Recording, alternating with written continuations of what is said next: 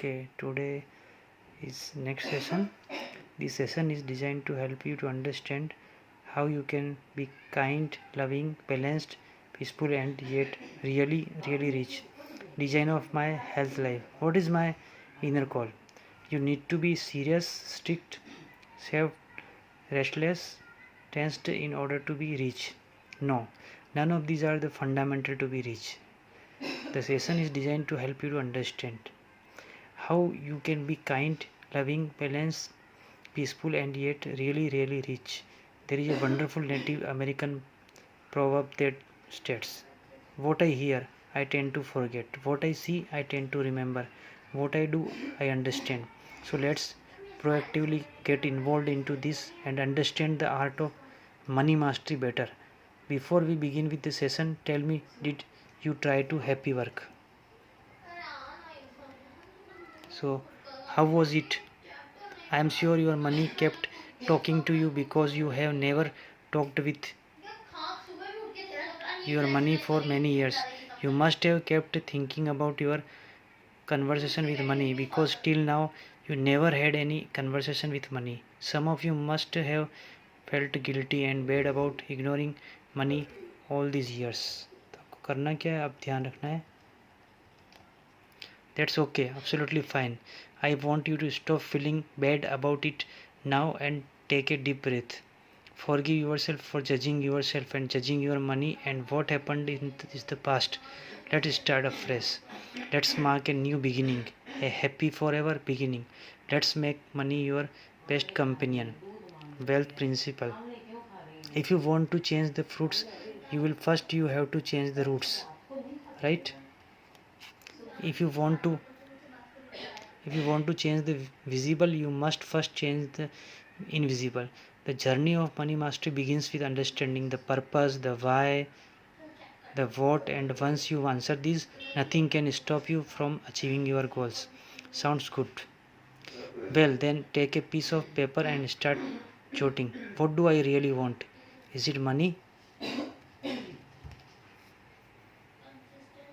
Is it happiness? Is it peace of mind? Or something else? Here, whats and whys are very important. Wealth is triggering word. When you hear the word wealth and what comes, click your mind. Probably you might think of having a big house, big car, fancy clothes, enjoying your meals in a good restaurant. Some of you might think of personal belonging and all the possible materialistic things. Other might think of spiritual emotion side of wealth, like having a happy family, having good health. That could be a part of wealth. Interestingly, we all have our own image and perception of having wealth, right? Which encompasses more of materialistic things than inner or spiritual things. Since our childhood, we have been misguided about wealth. We have trained to see that real wealth means having lots and lots of money, a big house, a big car, etc. Today, one of the major lesson that we are going to learn is that real wealth is not about money at all.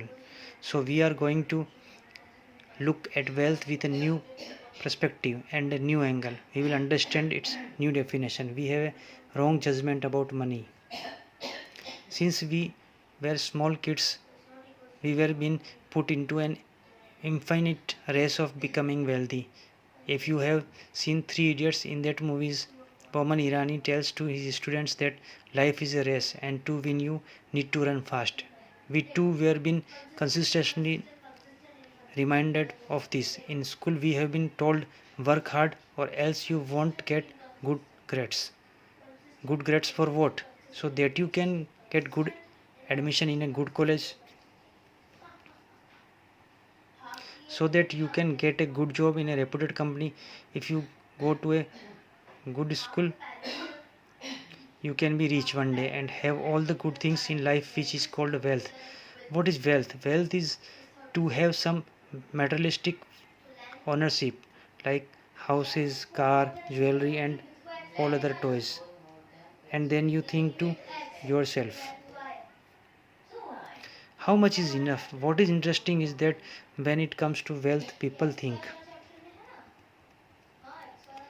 how can I be richer? How can I have more? While the question you must ask yourself should be is how can I enjoy more with less? How can I enjoy with what I have? And hence, directionless, they chase real wealth and happiness throughout their lives. The approach and the purpose is very different. Few years back, I had a conversation with one of a millionaire. He was a wealthy man, but he declared, I am not wealthy. When I asked him, why do you feel so? He said, I don't have a Mercedes Benz. Few years later, I saw the same millionaire with his private jet and thought to myself that he is a wealthy man now. When I asked him, do you feel wealthy now? In a single word, he replied, no. After a pause, he continued, I have some money, but I am not super rich. Why? I asked him why. He replied, I have a good car, but I need a better version. I don't have Lamborghini. Moral of the story, but when it comes to wealth, there is no limit. What is wealthy for one will not be the same for someone else. So what does wealth means? I still remember we had this story in school of King Midas. He was very rich, but it seemed too little for him. One day he was granted a wish. Whatever he will touch, he will turn into gold. Enthusiastic about this, he went on touching things and turning it into gold. Soon Midas came hungry. He picked up a piece of food, but he could not eat it, for it had turned to gold in his hand. Midas' beloved daughter,